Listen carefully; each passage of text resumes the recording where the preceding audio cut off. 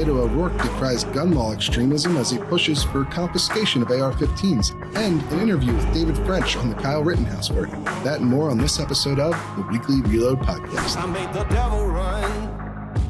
I gave him poison just for fun.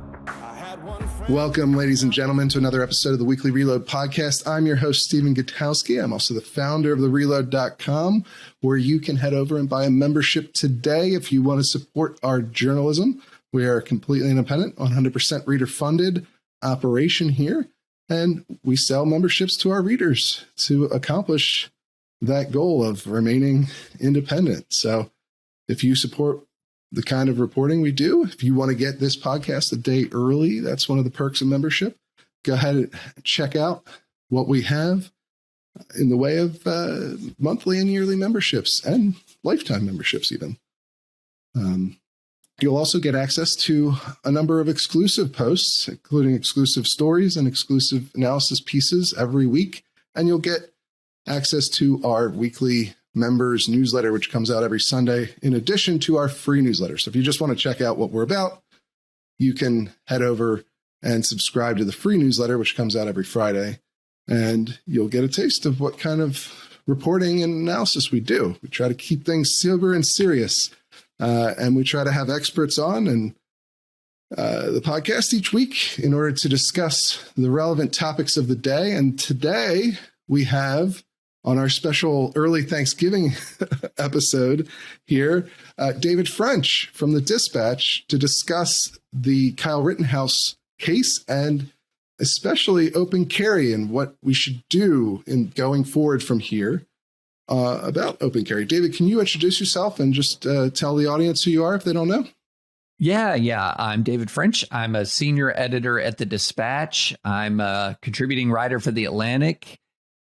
Before that, I was a constitutional litigator for a long time, more than 2 decades before I joined the journalism world full time. And I'm maybe most importantly a subscriber to The Reload. So, big fan of your work. I really appreciate you bringing me back here, and I read it constantly. So yes, very happy to be a guest. That's your best attribute, in my opinion, personally.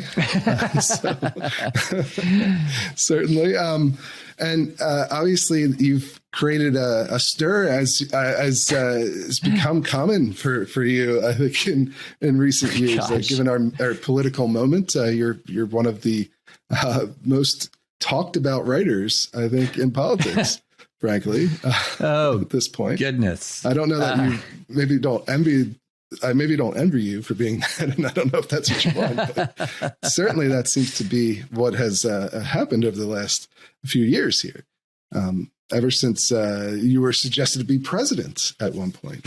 Right? That's still crazy that happened. But back in 2016, briefly considered running an independent race against both Trump and Hillary. And I still can't believe that whenever those words come out of my mouth, I still can't quite believe that was actually a decision-making process that occurred. But going back in 2016 was very much on the anti-Trump side of the conservative world. Sure. And never changed that stance. Didn't mean I became a Democrat either. So it's a kind of a person without a tribe, so to speak. Yes, certainly. And this week, you've become the center of attention for your take on the Kyle Rittenhouse trial and verdict, and what we should do moving forward from that verdict. But first, I think we should just start with some of the things that perhaps we agree on, and then we can move to some of the things that are more controversial and that we might not agree on. Sure. So I think the verdict itself, right? You believe that Kyle Rittenhouse being found not guilty for a reason of self-defense in the 2 killings and the 3rd shooting was the proper outcome. Is that right? Yeah, absolutely. And the reason actually, in my mind, it all flows from everything flows from that first shooting. So in the first shooting, it became pretty clear early on that, and the video evidence was pretty clear that Rittenhouse was being pursued by his first victim very aggressively, and he was actually in the act of retreating. So here he was in a circumstance where he wasn't an aggressor from the video evidence that you saw early on. He was actually in the act of retreating from somebody who was pursuing him. Now, the real question there was, if you're armed and somebody who is not armed is aggressive towards you, that doesn't give you a right to shoot them. You don't have just because you're carrying a weapon and someone attacks you in some way doesn't give you a right to shoot someone under the law, because the law is essentially, and Wisconsin's no different in this, that you're supposed to have a proportionate response. And so if somebody shoves you and yells at you, you just can't pull out a Glock and empty it into their chest.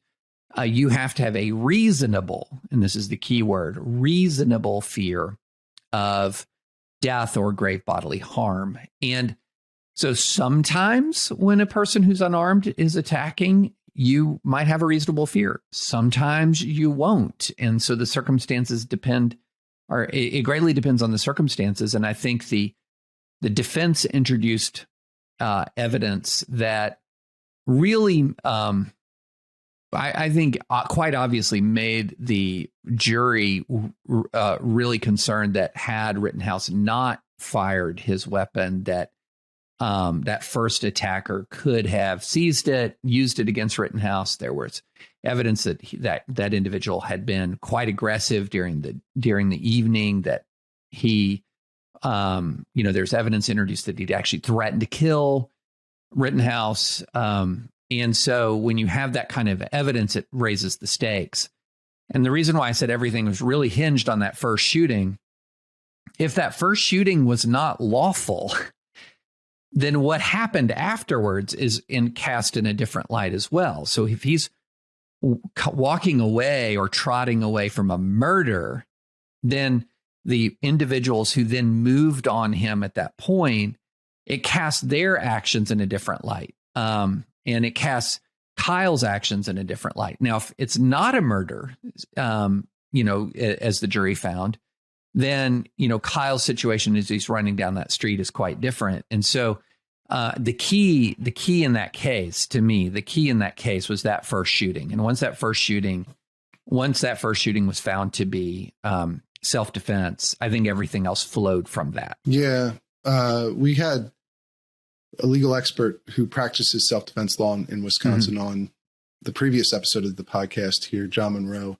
And he actually had the same take as far as the importance of that first shooting on the entire case. And I understand that. I think that makes a lot of sense in a certain degree. Of course, obviously, just because that first shooting was in self-defense doesn't necessarily mean that each subsequent shooting automatically is in self-defense. Obviously, you still have to look at the individual actions to determine whether or not he was reasonably in fear for his life and acted with reasonable level of force in response to what he was attacked with. And obviously the jury found that that was the case. And I think based on the video evidence that we saw all along, it probably was the right conclusion. Although it is interesting, I think, to look at the motivations of the people after the Rosenbaum shooting, the first shooting, because, it's probably fair to assume that they did think that he had committed a murder and was trying to flee the scene. Now, to be fair to Rittenhouse, he's running towards the police in this scenario. Right. So perhaps those people, you shouldn't have intervened at all and let the police handle it, but you're in an atmosphere that's a riot atmosphere, and the police didn't come down towards them until after the next series of gunshots being fired. Well, here's a bit of a mind bender about this. So you're exactly right. If the fact that the first shooting was lawful did not automatically render the next two shootings lawful. But if the first shooting was unlawful and he had just murdered somebody, then when you're moving away from a murder, like just imagine, say that you've held up a convenience store and you've shot the clerk, and you're sort of running out of the convenience store and somebody intervenes to stop you. I don't have the right to shoot the people who intervene to stop me, right? And so if he just murdered them, if he murdered Rosenbaum and he's running away, then it casts his own ability in the continuation of that event to shoot in a totally different light. But the fact that he didn't murder Rosenbaum and the jury found him not guilty of that means he's not a murderer running away, right? Mm-hmm. Now, here's the mind-bending thing.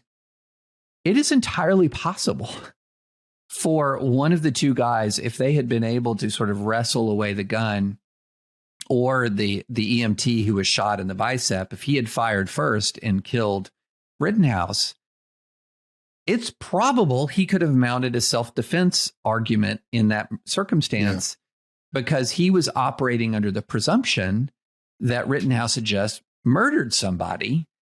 And when you've got a person you presume to be a murderer running with a weapon out in the open, then is it reasonable?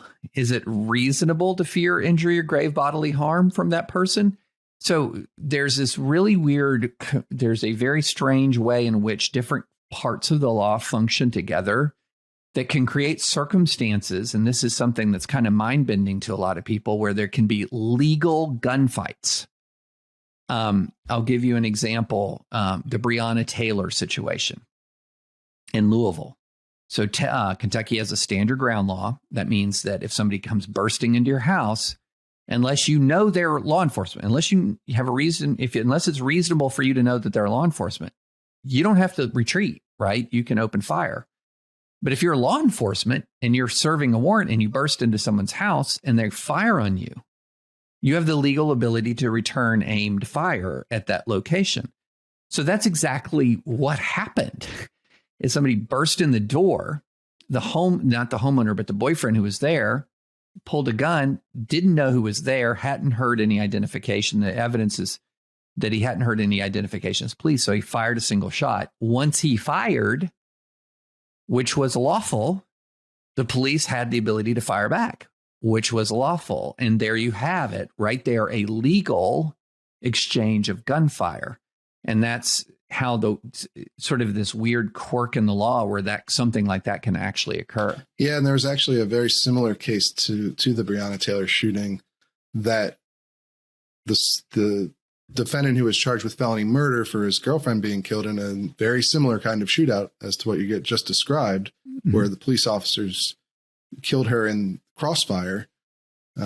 He was also acquitted under this exact same concept that you're describing here, right? As an African-American gentleman that a lot of people had brought up in the wake of the Rittenhouse shooting. Sure. And so it's a similar situation. I think that is a good point that a lot of people don't really think through with this case on either side.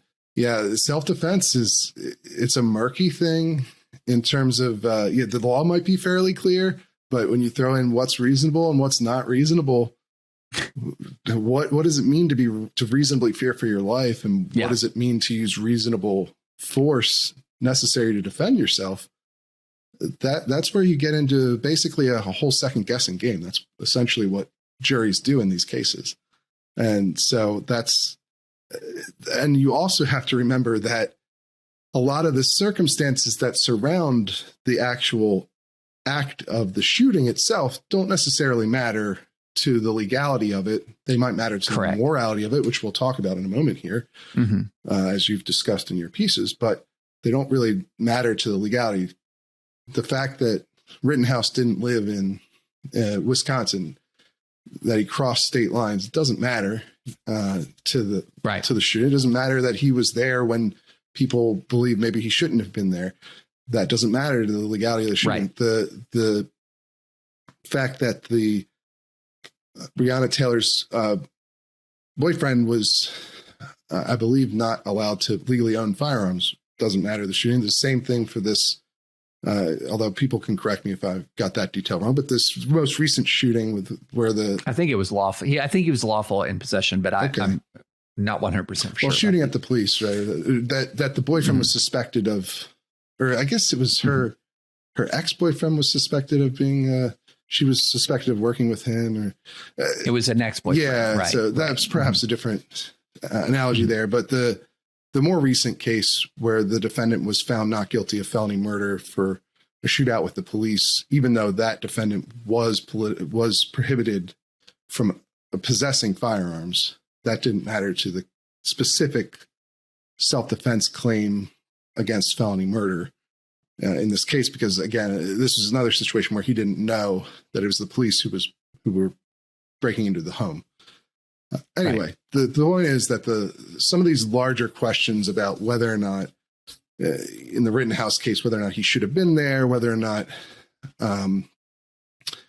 he should have gone to the city at all that night, they don't really have any bearing on the actual specifics of whether it was legal for him to shoot Rosenbaum and the other people that he shot that night. Yeah, I mean, the only the only exception to that might be if there had been evidence introduced that he went intending to shoot people. Right. But even then, you still would have to look at the specific circumstances, and the specific circumstances he's fleeing from Rosenbaum when. And the other thing that was going on also, if you watched some of the video evidence and carefully, was that there was a gun fired in the air right before Rittenhouse turned and shot Rosenbaum. And Rosenbaum didn't have a gun in his hands, but you're talking about an atmosphere of chaos, gunshot fired in the air, guy is running after you, allegedly has threatened you with death, threatened to kill you before. And so this was a circumstance where the prosecution, proving beyond a reasonable doubt the claim against Rittenhouse, was going to be a tall order. All right. So the next thing I wanted to talk about with regards to Rittenhouse's situation is you've written about this extensively at this point. You don't believe that he is a hero, and you believe that some people, especially on the right, are making him out to be a hero, and you think that is problematic, right? Can you explain a little bit about your view there? Yeah, definitely. As a matter of fact, we know that there are people on the right who are making him out to be a hero, and I think the problem here is, boy, it's multiple. One is he engaged in behavior that we really don't want 17-year-olds to engage in. If there's civil unrest, the idea that somebody, just think about a lot of these people who are calling him heroes. Let's just be honest. They're keyboard posturing. How do we know that they're keyboard posturing? They would never grab a rifle and go there themselves. They would never, if they're parents, like I'm a parent, they would never say to their teenage son, "Hey, Billy, stop studying biology. Here's a rifle. Go downtown." They would never do that. Why would they never do that? It's not because they're cowards. It's because that is a reckless and foolish thing to do, to insert yourself without situational awareness, without training, into a highly volatile situation, openly armed with people you know are violent around you, is an and then also, let's just be honest about how difficult it is to suppress civil unrest. It's one of the most difficult things in law enforcement is suppressing civil unrest once it's broken out. And so it is a situation where it's just reckless. It's just reckless. Now, there's a difference between walking downtown into the middle of a riot and say, if the riot is coming to you and you have a home, defending your home, there's a difference between those are different things. And I think a lot of that has been conflated in some of this public debate. But and so why is it dangerous? Why is it reckless? Well, one of the reasons why it's dangerous and reckless is because of what we just saw, is that when you're watching the video of Rittenhouse and these shootings, what you're not watching is you're not watching somebody who's putting down a riot. You're watching somebody who's fleeing for their life, somebody who is firing the first shot really mainly to protect his gun, which then by extension protects his life, and is retreating from the scene. This isn't imposing civil order here. It's a person who got in over his head and had to shoot his way out of it to preserve his life. And that's not a model for how to deal with civil unrest by any stretch. And so, I think that one of the things that we can kind of hold two things in our head. We don't have to move to extremes. We can say, look, the state's case against him was fatally flawed. He didn't commit murder.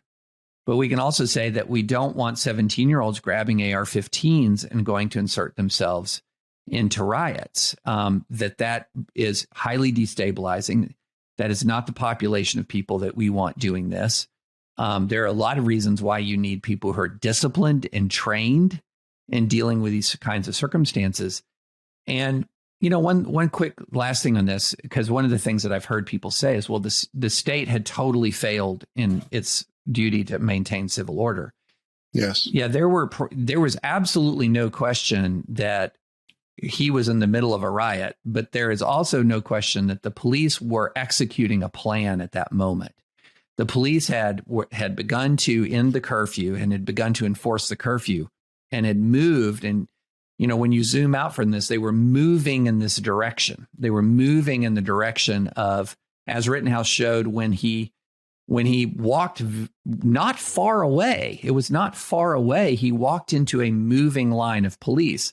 And so, one of the things here is, if you say the standard is a riot has to be immediately suppressed, or we're going to grab our gun and we're going to go into a riot, or have a teenager grab a gun and go into a riot, I don't think you're understanding how difficult it is to suppress civil unrest. And then once you have your gun and you're in the middle of a violent situation and you have no plan and you have no training, let's put it this way, it's might map out a lot better in your head than it does on the street. And so that's a real problem. And then when you take somebody, a 17-year-old like that, and you turn him into a hero, what you're then doing is some small percentage of people who lack sort of this common sense to understand their limitations in this circumstance will try to imitate him and walk in openly armed, completely untrained, no real plan, and contribute to the chaos. Yeah, I think you made a lot of good points there, honestly. Although one, I would point out that in Kenosha, there had been already rioting that had resulted in the burning down of a car lot and other buildings the night before, right? And so this Rittenhouse and the other people who were there, I guess, were trying to prevent that again. And then the rioters who were out on the street appeared to be trying to set more fires and smash more cars when this happened. So I do think there's some question I do think that there's certainly plenty of reason to be critical of the police response, and especially the governor's response in not calling out the National Guard. National Guard. Right. No, I think there's a lot of reasons to be critical broadly in the summer of 2020 on failures to call out the National Guard. Suppressing urban unrest is one of the most difficult challenges that exists, not just in law enforcement, but, when we were in Iraq in counterinsurgency, suppressing urban unrest is remarkably difficult.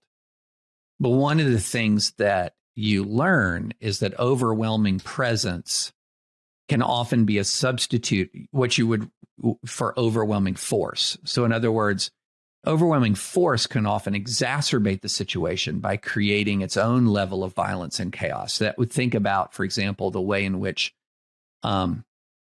military units the way in which military units treated some of the riots in the 1960s, and with an incredible amount of force. And the military has since learned that that's not exactly how you do this. And so that has resulted in changes in tactics, and presence is very, very powerful. Presence is very, very important. But so failure to call out the National Guard in many of these cities and states, I think, was a big mistake.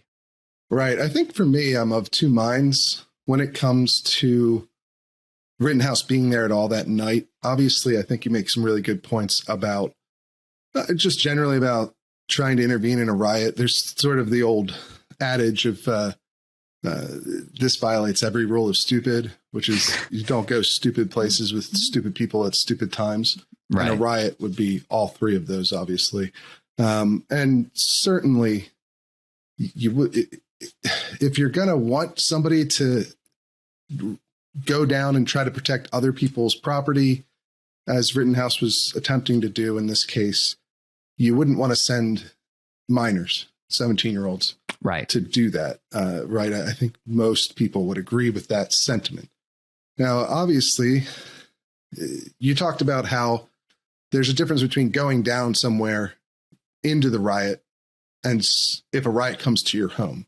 And obviously, if a riot comes to your business, that's another area where I think you're entitled to defend your business from being burned down by rioters. Now, you have to make a calculation as to whether or not it's worth your life potentially to do that, or worth taking someone else's life, of course, in this situation.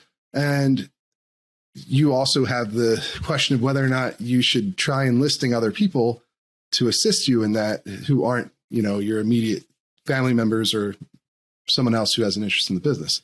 But you look at situations, obviously, like the rooftop Koreans, as they've been come to be called over the years, in the LA riots. And there have been also a number of businesses, Black-owned businesses, had people with guns trying to protect them during the riots. In some cities like Atlanta, you had businesses in Philadelphia where people were on the roofs with guns. When you're in a riot situation, a lot of these things become very complicated very fast. Do you just let the rioters come through and burn down everything? Do you try to intervene in an imperfect way by showing up yourself armed? That's where I think it's less cut and dry. And Rittenhouse was at least attempting to do what I think most people would believe is an honorable thing, even if there's good reasons, as you explained earlier, why you wouldn't want a 17-year-old kid to be doing that, and why there's a lot of considerations that have to go into whether or not you want to use, potentially lethal force or the threat of deadly force to protect property, is another question. Well, and all of that, a lot of that is highly regulated by state law too.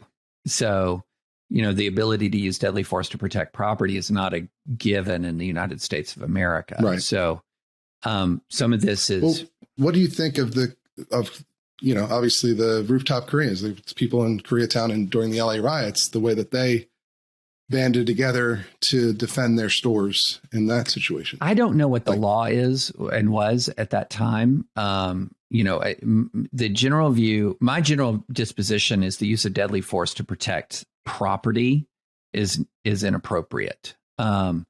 To shoot somebody to protect property and kill them, I believe that. Now, I tend to believe that the use of deadly force should be reserved for when you are in fear of death or grave bodily injury. Right.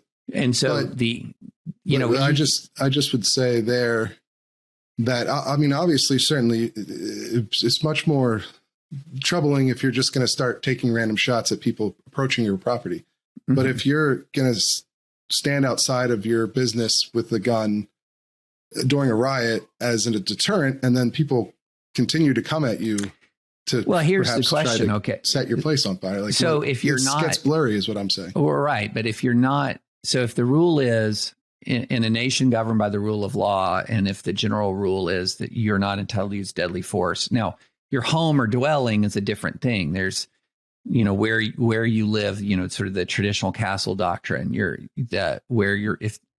about where you live and where you lay your head at night. And there are some jurisdictions that essentially extend the castle doctrine to other kinds of places, and so, but then essentially what begins to happen is if I don't have the right to use deadly force, then why am I brandishing a weapon or carrying a weapon if I don't have the right to use deadly force? Okay, so if I don't have the right to use let's say I'm standing guard over my bicycle and I don't want someone to steal my bicycle. And then I'm carrying openly, I'm brandishing a weapon to protect my bicycle. And then essentially what then happens is the existence of the weapon itself then becomes the pretext for the use of deadly force, because then maybe somebody might try to take my weapon, as in the Rittenhouse case. And look, this is where we get to some of the difficulties when civil unrest occurs, and So number one, the responsibility for the burning and looting rests with the rioters and the looters, and there has to be the force and the weight of law brought down on them. And then number two, you absolutely have to have effective, and again, this is something that is frustrating somewhat to talk to when you talk about civil unrest with folks who don't have any experience with trying to suppress or put down civil unrest. Once it erupts, it is very difficult to immediately and rapidly impose order. And this is something where, and then when you add on top of that, sort of the political considerations of were people too reluctant to call out the National Guard and things like that. But I think that there is a use of force to protect life. Absolutely. Use of force to protect property, use of deadly force to protect property. I'm very, very leery about that. I'm very, very leery about that. Yeah. I mean, I understand that. And I think you're making the distinction makes a lot of sense. It's a distinction we commonly see in self-defense law. Right. But as you talked about there, when you're in a civil unrest situation, when you're in a riot situation, there are a lot of moments where the police are not, as we saw very clearly firsthand. And, you used the example of a bike, but obviously we're talking about people's livelihoods, their entire businesses being burned to the ground. A lot of them haven't recovered since then. Sure. And it's hard for me to look at somebody who wants to go out, like, yes, if it's a minor, perhaps should not be involved, right? I think we probably agree on that front. But it's harder for me to look at even someone like Rittenhouse. Maybe I don't see a hero, but it's harder for me to see a villain either in his actions. And somebody else, a business owner who wants to stand outside of their only source of livelihood and say, please don't destroy my business. I'll kill you if you do.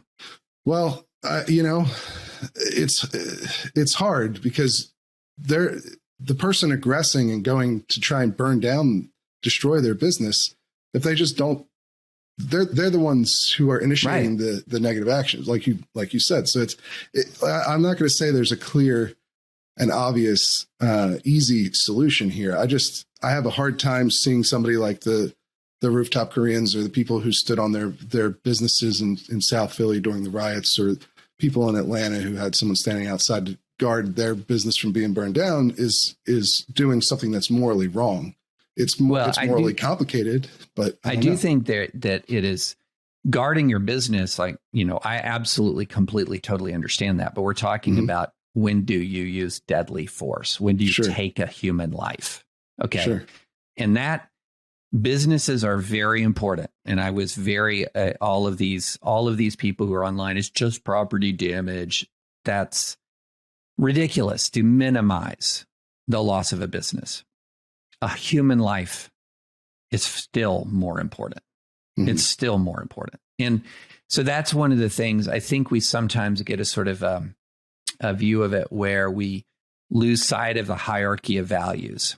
And in the hierarchy of values, there are reasons why, for example, we don't impose the death penalty for arson. As terrible, unless arson claims a life and it's premeditated and there's all these aggravating factors, et cetera. Yeah. I think because that distinction, sorry, I don't mean to interrupt you, but I think that distinction is kind of what I'm getting at. If you're standing outside of your business armed during a riot, that's an indication to someone else that they should not come near and try to hurt you or your business. And if they persist anyway, like, for instance, you're standing on your roof of your business and someone wants to come in and set it on fire, that's causing a deadly threat to you by doing, like, somebody who's willing to try and go through someone who's armed to get to that property destruction.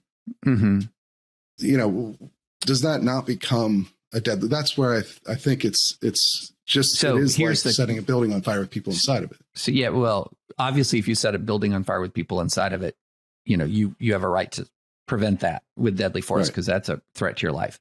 And that's where these things get. But, okay, hold on a second. If I'm armed, am I saying, what am I doing? Am I saying, I'll shoot you if you try to hurt if you throw a brick through my window, I will shoot you. But I don't think that's what you're necessarily saying, right? Is it? I mean, is it? See, this is getting to the part of the problem with open carry and the inherent, which is the next part of our discussion, instability of that kind of situation is. So, yeah, I mean, on the one hand, I have an ability to defend myself and to bear arms to defend my life. Absolutely. Absolutely. The question that I have is, do I have an ability to say to somebody else, leave my business alone or I will kill you? Okay. And that, in that circumstance, I think that that's a real problem. That's a real problem, that I will kill you if you harm my property. I think in the hierarchy of values, and again, that's not minimizing property, it's maximizing human life, which is what our system is designed to do. In fact, that's why, this sort of doctrine that says I can't take a human life unless I feel like I'm in danger of death or grave bodily harm. And that's why it's so vitally important for state officials to, as within the realm of law and prudence, enforce civil order as rapidly as possible. But it's the vigilante element of this. So you're again talking about people who in general have zero training in dealing with this kind of experience, zero experience with dealing with this, often rudimentary understanding of the law, rudimentary, maybe don't even know what the law is regarding defensive property, for example, in a highly tense, deeply emotional circumstance. And again, this is not to say that the police in any way to excuse if the police tactics were bad or a governor loses his will. We just need to be really, really, really careful about sending a message that says, if somebody messes with my stuff, I can shoot them. Right. Yeah. Yeah. And I think that's a fair point to make. Right. And I do generally agree that you shouldn't, and oftentimes legally can't use deadly force to protect property. Right.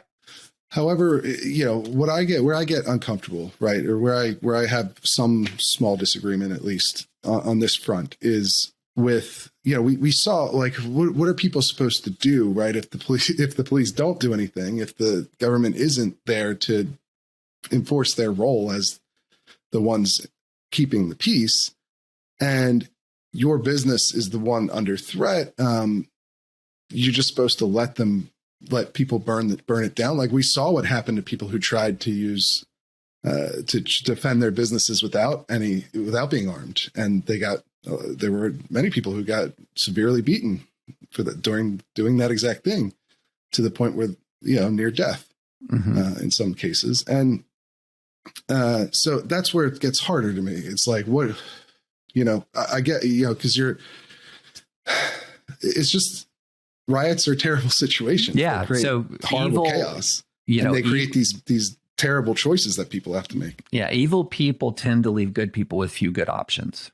Right. I mean, this is a truism that we've seen throughout history, is that evil actors tend to leave good actors with few good options. And one of the things that I worry about is creating a culture that says, because again, often a lot of the situational awareness, and this goes to somebody who's coming from out of town, or not from out of town, because Rittenhouse was staying in town at the moment, sure, but coming from a zone of peace into a zone of conflict.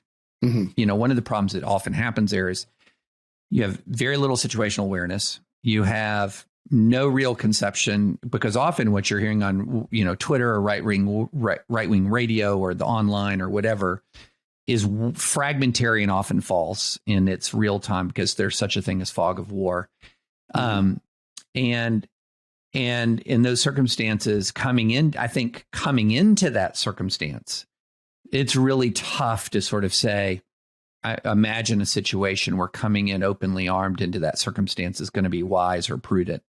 When it's your own business, to me, that's where things that's where the evil actors start to leave those who are good with so few good options if law enforcement either has failed or hasn't been able to succeed yet, which is there's a difference between those two things. One of the things about urban unrest that makes it really difficult is a small band of looters or rioters are highly mobile. You can, if you watch sort of the aerial footage, you can see that they will move. And so the difficulty there is there, it leaves you with very few good options. And the one option that I'm saying that is a bad option is saying, if you are going to mess with my business, I'm going to shoot you dead. And that, I think that is a bad option. That is vigilantism.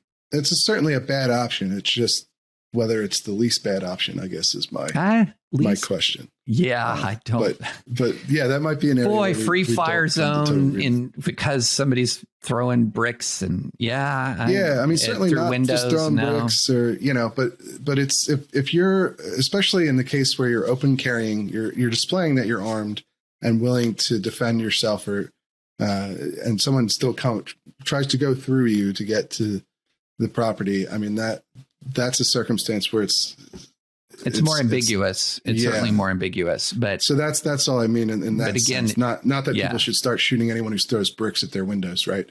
That certainly would not be reasonable. But I can see circumstances during riots where, if you're in your store and someone comes in, you're not pushing yourself out into the riot, but the riot is coming into where you are. Then it becomes less clear cut to me. But even again, like let's say you've got somebody who's shoplifting and knocking over you're in a business and somebody's knocking over your displays and they're shoplifting and whatnot. And it's not, you can't shoot them. No, of course not. I mean, so again, this is a big issue. What we're hitting at is an underlying issue of to what extent under what circumstances is deadly force permitted? And where's the line? Yeah. And it's not, I just think it's not always as crystal clear as we'd all like it to be, right? It was, which is one of the reasons which is a good transition into open carry. Yes. Because what I think ends up happening with open carry is it puts a lot more people on that razor's edge. Because, one of the differences between a concealed carry world and an open carry world is if a gun is visible in a concealed carry world, then it is radiating that there is a threat. So I conceal carry. When am I taking out my gun? When am I taking out? I'm not taking it out just to show it. I'm not taking when I'm taking out my gun when there's a threat. That's when I'm taking out my gun. In an open carry world, especially when open carry is done in extraordinarily tense situations, such as, when you're protesting outside somebody's house, which has happened.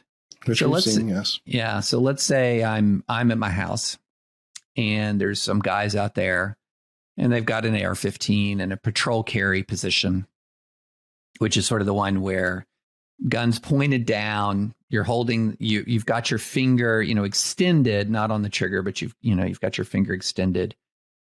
And the literal line and they're right outside your house. And the line between passive protest and mortal threat is literally a fraction of a second in a tiny movement of two arms. Well, aren't you a heck of a lot more tense? Aren't you on a heck of a lot more of an alert with your own weapon than if nobody has a weapon, no weapons are visible, and they're just chanting or saying something? Well, of course you are. I mean, of course you are. And then why does the person have the AR-15? They have the AR-15 to make you feel intimidated. That's why it's there. It's to make you feel intimidated, to put you on edge. And so this is what we've seen in a lot of protests. I mean, there's people walking around outside the Ahmaud Arbery trial right now with AR-15s. And What's the purpose for that? The purpose for that is to be menacing. The purpose for that is to be intimidating. And that's what I have a real problem with. Well, I would say I would caution and say that certainly while I don't open carry, I conceal carry as you do.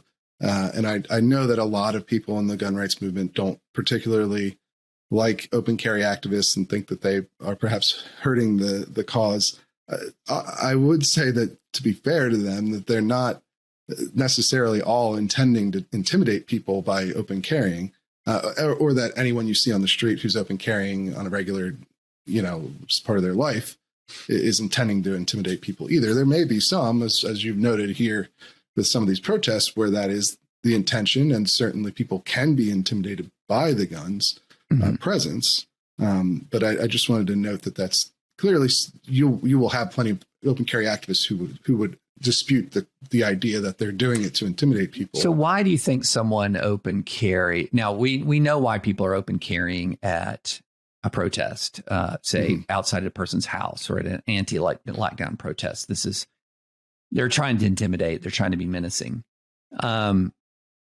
As a general matter, like the other day, I was in line at CVS, and the guy in front of me on each hip had 2 pearl-handled pistols, which, he kind of looked like Wyatt Earp, and the pistols were cool pistols. I mean, pearl-handled pistols. I mean, how often do you see a pearl-handled revolver? Pretty cool. Yeah. Why?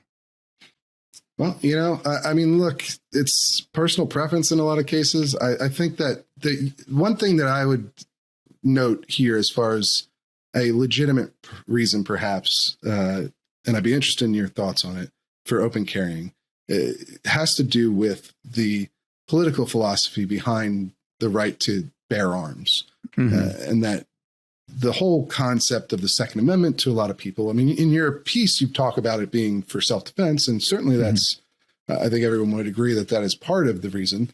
But there is a political philosophy behind an armed populace, right? Which is that it's much more difficult to oppress an armed populace.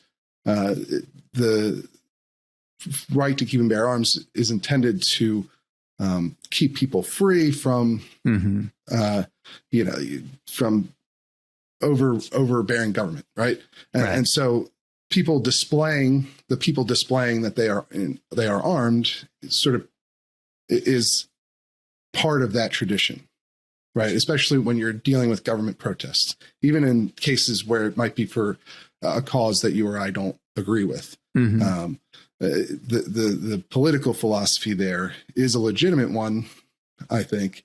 And so that part of it, I wonder, what your thoughts are, if you just don't find that to be a particularly salient way of making that point, or what? I mean, I guess and I completely agree that an armed citizenry is a citizenry much more difficult to oppress.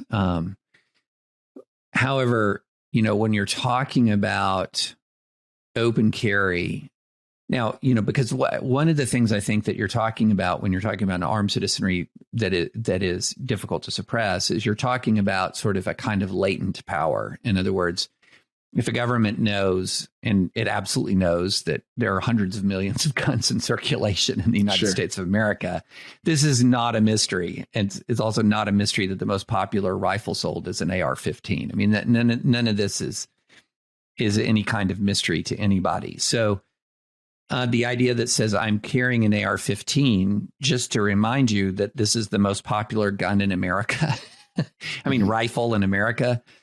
And even though it is something that is deeply menacing, is introducing an element of real and real danger into this highly tense public protest, which also can, by the way, end up suppressing people's, it can have we talk a lot about chilling effects on speech.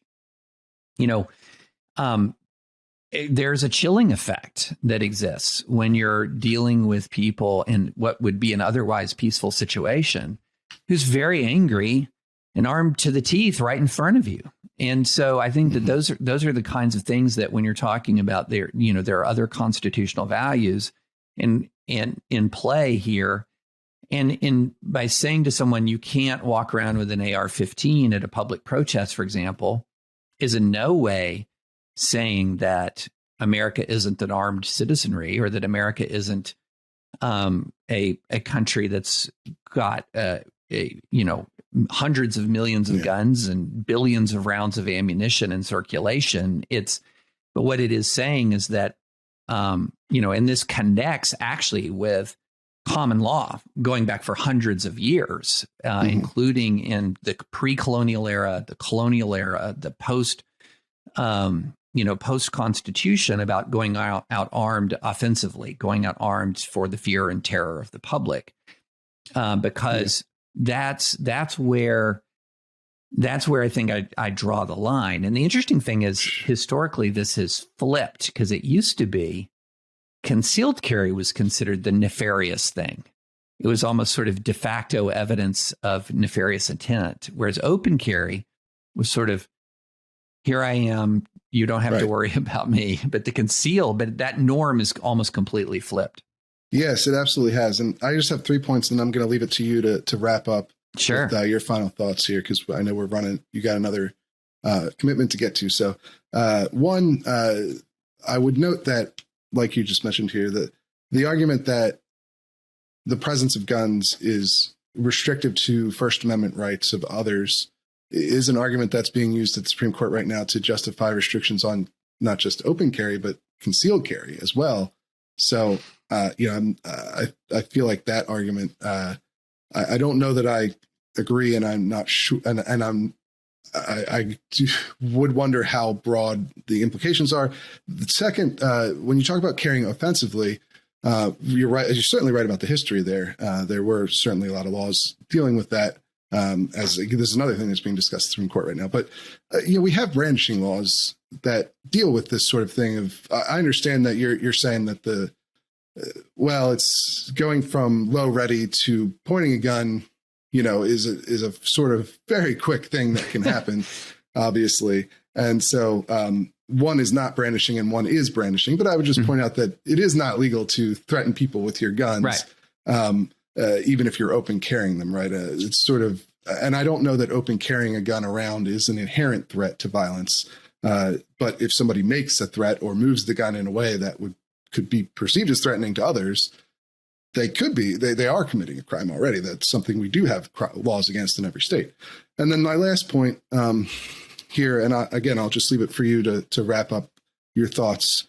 But I worry, even if I find some of what you're saying about open carry to be persuasive here, I do worry about that outlawing it is going to actually accomplish the things that you're, try and rid society of the things that you're concerned about here. I just don't. I see it more as it's similar to, in my mind, to permitless carry versus concealed carry with a permit, because I'm not sure that states where you have permits are actually any safer than states with permitless carry, because and oftentimes what you get are people arrested on possession charges that aren't necessarily being committing other violent crimes, and it's sort of just a crime of knowledge, basically. Like, if you make it illegal for people to open carry, how many real world crimes are you actually stopping by doing that beyond just somebody possessing a gun?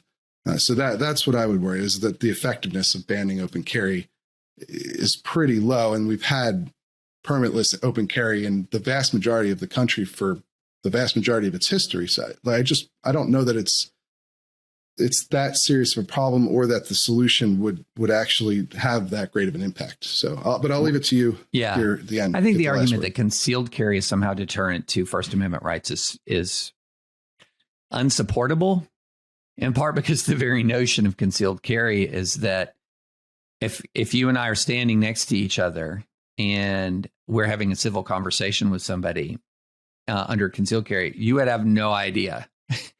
You have no idea who it's there is no menace because there is the visible present. There's no visible presence of the gun. It's a matter of you're protecting yourself, and it's also a matter of basic civil courtesy as well. You're not menacing in your presence, but you are protecting yourself. And I'm with you on permitless carry. I think that so Tennessee's a permitless carry state now. It is now as of 2021, and I don't think there's any real evidence that jumping through the hoops of taking the 8-hour class and getting a special fingerprinting is a material factor. It's certainly not more material than background checks. I mean, background checks, I think, are a material factor, but not the class where you go and you shoot 20 rounds or whatever. I don't find permits like objectionable. By the way. It's just I don't know that they do much. I don't have an objection to permits. It's just that I don't have an objection. I believe that the Constitution requires a shall issue regime. I don't think it requires a permitless carry regime. So I think New York State Rifle and Pistol Association should win its case because the literal text of the amendment is to keep and to bear. And so I think that, what you're talking about is, I don't think concealed carry suppresses the First Amendment. I agree with you on that. There's not really a much on the ground difference between permitless carry and permitted carry. On the open carry, though, I think, it is very interesting that we're the two most contentious trials in the United States of America right now, in a highly volatile time in American history, are related to people who inserted themselves into or created, and certainly in the Ahmaud Arbery case, created a tense situation and openly carrying weapons. And Rittenhouse was not guilty of murder. He was not guilty of murder. I think he was guilty of doing something that was reckless. But in the Arbery case, these guys mounted up with guns. And, I think that there is a material difference in the level of public intimidation and the perception of risk. Because remember, in self-defense law, it depends on my perception of risk. I think there's a difference in perception of risk when I'm dealing with someone who's openly armed versus someone who's not. So those are my qualms about open carry. All right. Well, look, we appreciate you coming on. And I think this is actually going to be our longest episode yet. So I think we had a really good back and forth, which is, I believe it'll be illuminating for a lot of people. And it's a good discussion to have. You certainly had started a bit of a firestorm with all of this, I think.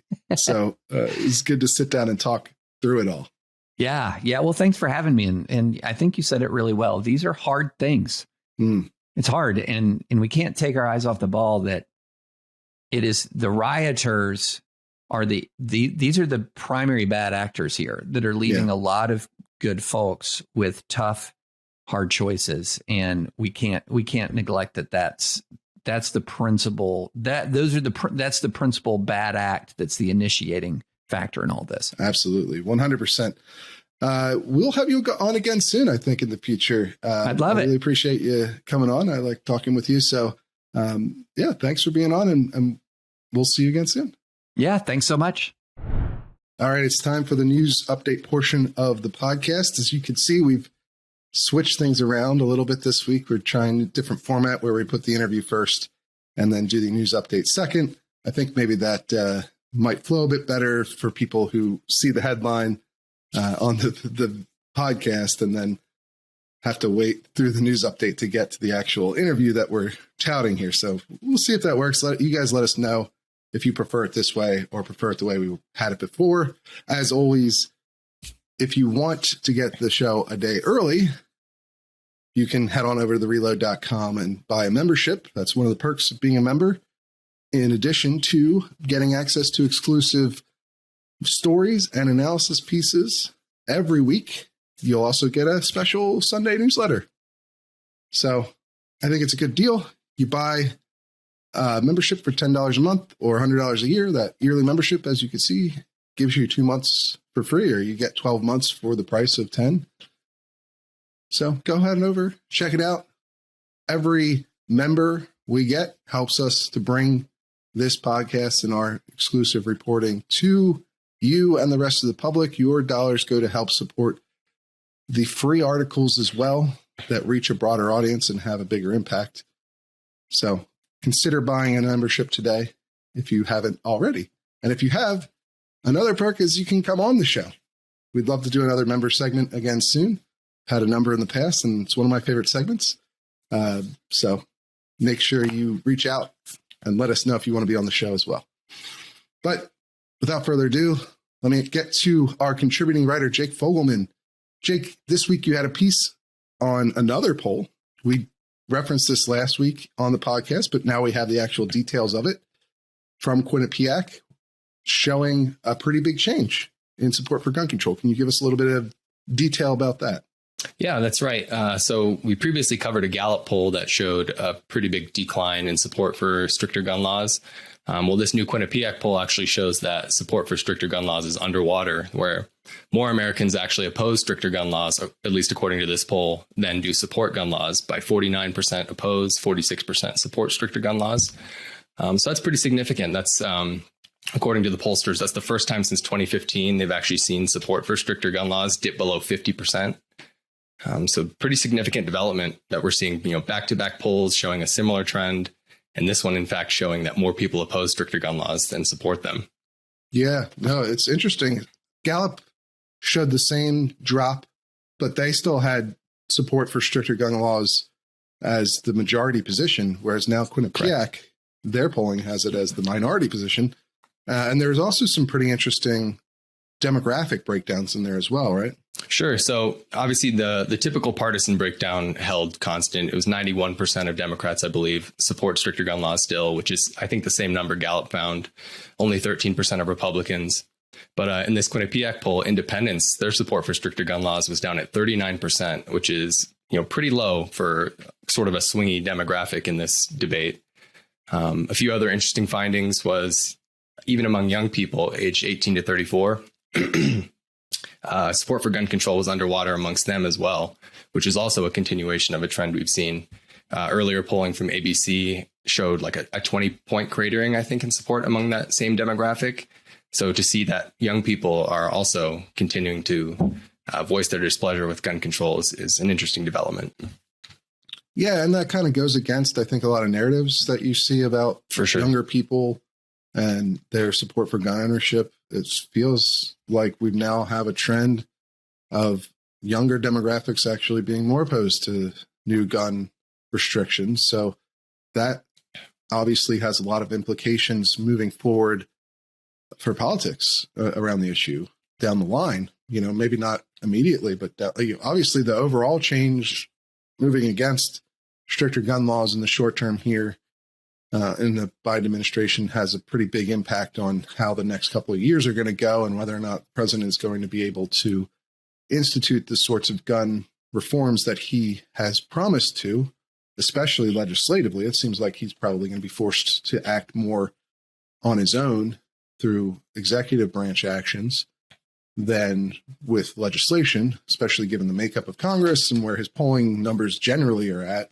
But also, obviously, the specific polling on this issue is not trending in the direction that you would want to see if you were the president trying to pass a bunch of gun control policies. For sure. So it's interesting to see those younger demographics not as enthused about gun control issues. Now, I mean, obviously, polling is not perfect and not an exact science necessarily.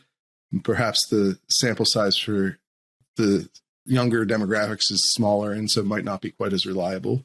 But it's interesting nonetheless now that we have two polls showing similar results. For sure. And it is also important to note in the polling, it wasn't all positive for gun rights advocates. It showed, I think, 62% of people said that there should be restrictions on the public carrying of firearms, for example. And it showed only a minority of people felt that more people carrying made society safer. So they did come away with a finding that, less people are in favor of stricter gun laws, but they're maybe a little more hesitant in terms of gun carry. not necessarily the best question in the polls, just asking if there should be restrictions on gun owners in general carrying. There was no specifics on, may issue, shall issue, permitless, but it is important to note that there was still a majority of Americans who said they wanted restrictions on carry. Yeah, 62%, I believe you're correct there, which is a significant amount, and obviously they only really asked 2 questions about guns, and neither one of them gives you a whole lot of super detailed insight into what Americans are thinking about different policies. They're sort of just giving you their general, I would say, attitudes towards stricter gun laws and towards gun carry generally, because their questions they're not very profoundly worded. And the gun carry question is particularly poorly worded, in my opinion, personally, because it asks like whether or not people there should be restrictions on gun owners who want to carry guns in public, which is, I mean, there already are a lot of restrictions on status quo. It's one of these things where it's like, what exactly are you trying to get people to tell you in this question? And it's not really clear. So instead, you kind of come away more with maybe a general impression of how people feel about gun carry generally, or that there should be some sort of restrictions on it, which is, I mean, honestly, the way the question was worded, you would expect it to more be closer to 100% agreement, because most people probably support some sort of restrictions on where you can or can't carry a gun. That's a fairly uncontroversial thing for you not to be able to carry inside of a courthouse or something along those lines, or schools. They tend to be fairly popular prohibitions on gun carry in specific areas, that, especially if they provide their own security in that area, like a courthouse would, or a police station, or something of that nature. But that doesn't obviously equate to whether or not we should, for instance, whether or not the Supreme Court should strike down all may issue gun carry laws that remain in the country, or whether it should be permitless carry, or, you don't get that kind of specific insight here. You just kind of get this general feeling. Right.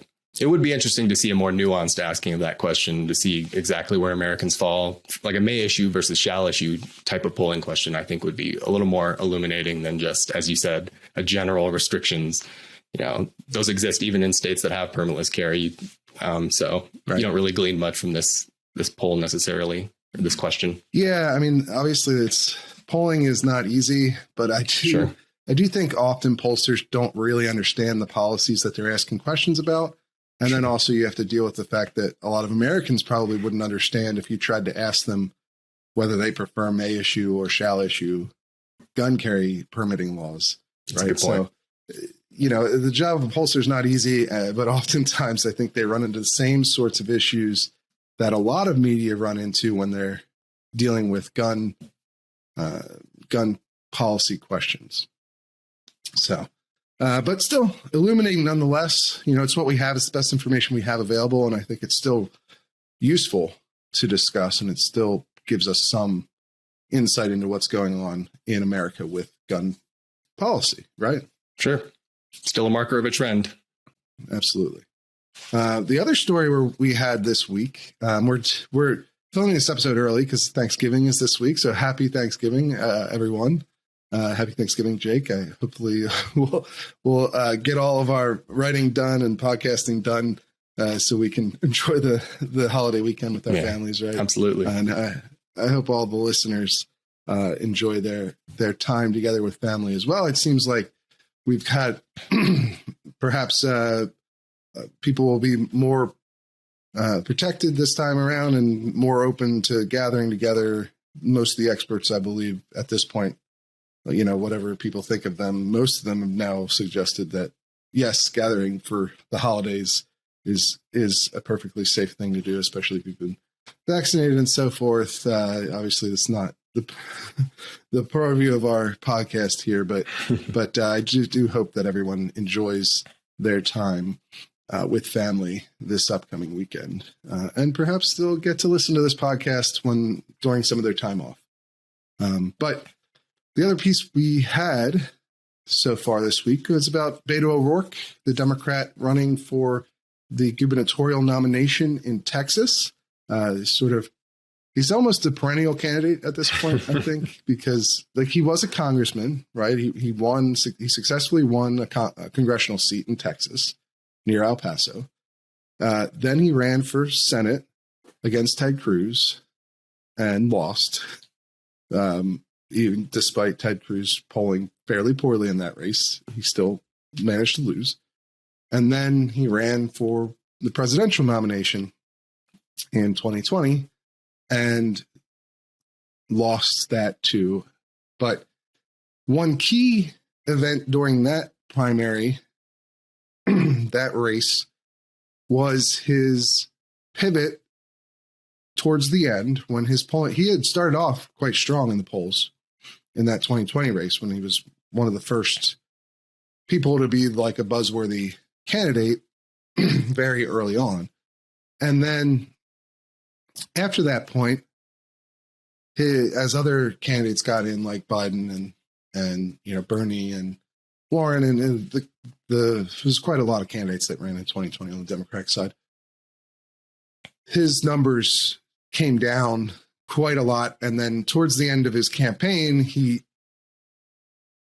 attempted to make up for this by pivoting towards gun confiscation, not just gun bans or sales bans or universal background checks or something along those lines. He went straight for full-throated gun confiscation. He said, "Hell yes, we want to take your AR-15s, your AK-47s." He said, "No one should be able to own these things, and they should be forced to turn them in. Not just a voluntary buyback program, but a mandatory buyback program." And he elaborated on this extensively throughout the rest of his campaign, which, to be fair, did not last very long. And this pivot did not work for him in that race. He actually ended up at 0% support in one of the final polls of the race before he dropped out. But he did say in that time that not only should the sale of AR-15s and AK-47s be banned, but those who own them already, like the one here behind me in my apartment, those people should be forced to give them back to the government, or there should be a mandatory buyback program, is what he suggested. And then he further suggested during a CNN interview with Anderson Cooper that those who do not comply with that mandatory buyback program would face consequences, as he put it, from law enforcement, and effectively that their guns would be taken by force. So his position is pretty well staked out. But now, Jake, he's running in Texas. A lot of people think this is a big liability for him, but so far, when he announced that, I believe it was one of the local papers there, I think it was the Dallas Morning News, interviewed him and said he said he stands by that. And now he's had another interview with CNN again, actually this time, where can you give us just a little bit of the detail on what exactly he did? Yeah. So not only is he standing by his notable touching of the third rail of politics by calling for a gun confiscation, but he's kind of doubling down, and he's actually going after current Texas gun law and current Texas Governor Greg Abbott, criticizing what he calls gun extremism. Mostly he's focusing in on permitless carry as his form of gun extremism, talking about how he supports the Second Amendment, but he's just anti-gun extremism.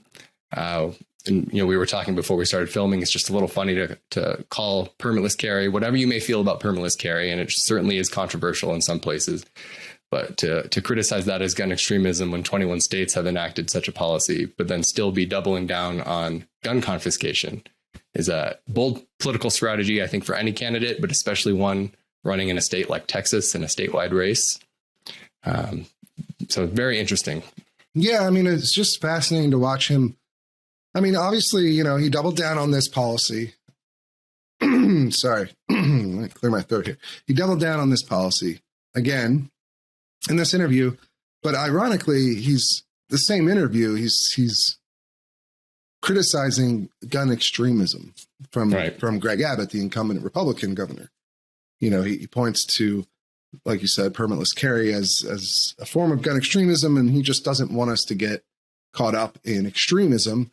At the same time, he's proposing what is a completely unprecedented policy in American history, which is gun confiscation, literally taking people who already legally own the firearms, forcing them to surrender those guns en masse or face legal consequences, face arrest and conviction. So it's just a weird, which is a policy he calls, of course, common sense gun law, which, I mean, whatever you think of these policies, and I would be hard pressed to find I think you'd be hard pressed to find somebody in Texas who's going to vote in the gubernatorial election who would be more moved by this policy towards Beto than people who were voting in the Democratic primary for president in 2020. Yeah, nationally for sure. Like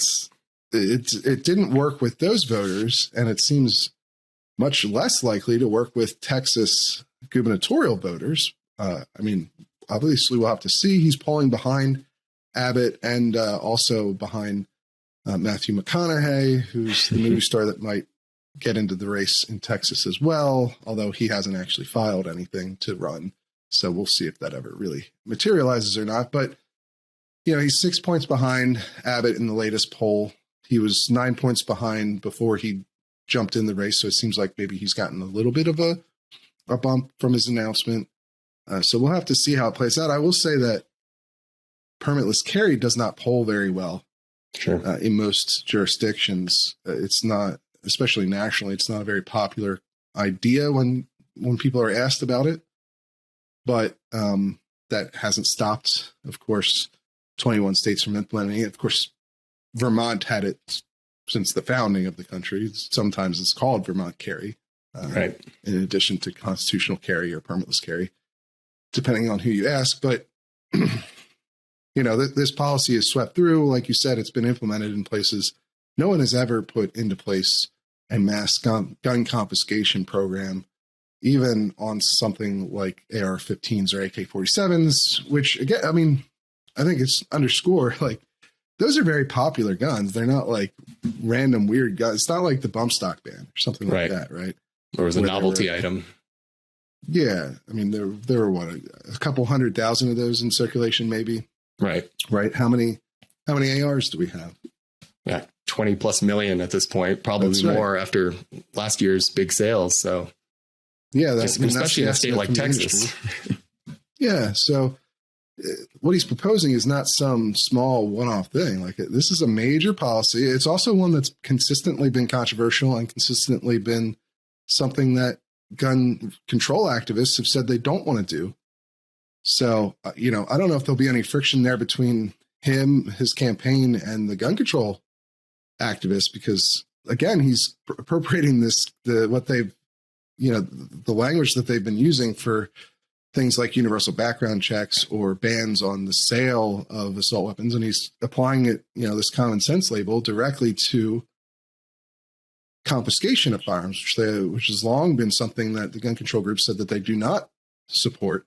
Right. And that, and frankly, it's been anyone who claims people support confiscation or the gun control group support confiscation has been told that they're fear mongering. Right. So obviously Beto presents a huge problem for that, because he is literally saying he wants to take people's, like, literally, he says, hell yes, we're going to take your AR-15. Like, there's no nuance there. Right. This is his policy. It's confiscation. There's no other way of looking at it, regardless of what side you're on. So it'll be interesting to see how that comes out in terms of the way that the gun control groups interact with him. Because I would imagine they'd be natural allies, obviously.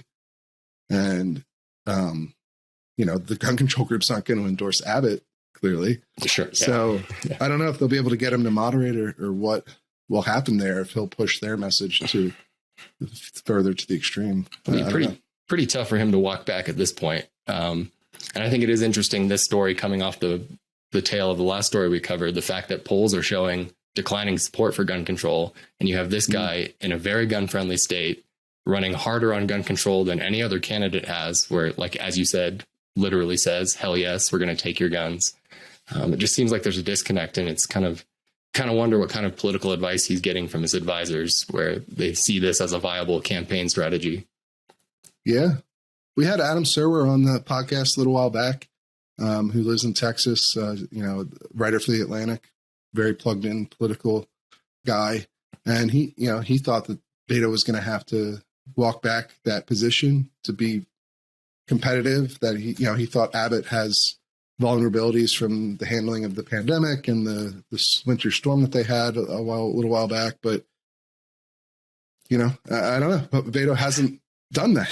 I expected him to do it too. He always could. That's the thing about politicians. It's like, it's never shocking when they just completely change their position on something. Sure. So maybe it's coming, but I guess he has the advice he must be getting at this point is to stick with it, because that's what he's doing. So we'll have to see how that plays out. It'll be interesting. But anyway, that's all we've got for this week's episode of the Weekly Reload podcast. Thank you all for joining us. Make sure you head over to thereload.com, check out our latest stories, subscribe to the free weekly newsletter, buy a membership if you're inclined to support what we're doing. Because again, we are completely 100% independently funded by our readers, and we need your help. We need your support to survive and to grow and to bring you more gun news in the future. So make sure you head over there today, and we will see you next week. Happy Thanksgiving, everybody.